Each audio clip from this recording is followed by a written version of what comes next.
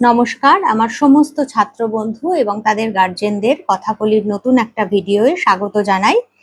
আমি কল্পনা জগৎ নিয়ে পরপর একটা সিরিজ তৈরি করছি। তো এটা আজকের রচনা, যদি পাখি হতাম। আমি রচনাটা শুরু করছি। আমাদের বাড়ির ছাদে রোজ সকালে অনেক পাখি আসে। আমি আর আমার বাবা রোজ সকালে ওদের এক রাশ মুড়ি ছড়িয়ে দিই, আর ওরা কেমন ঘাড় ফিরিয়ে তাকায় আর টুকটুক করে একটা একটা করে মুড়ি খেয়ে ফেলে।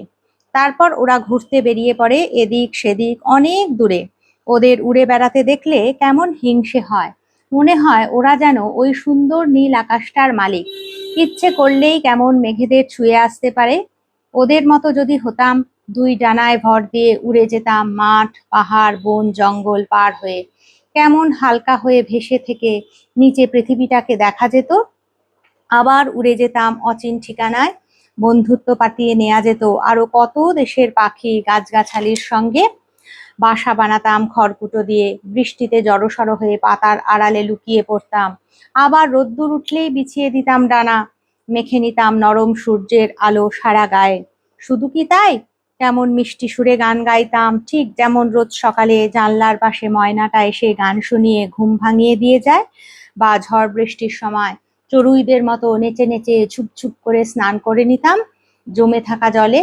বা হয়তো ময়ূরের মতো পেখম ধরতাম মেঘ দেখার আনন্দে। আবার কখনো ভয় হয়, যদি পাশের বাড়ির পিন্টুদের ওই পোষা চন্দনাটার মতো সারা জীবন দাঁড়ে বসে ছোলা খেয়ে জীবন কাটাতে হতো।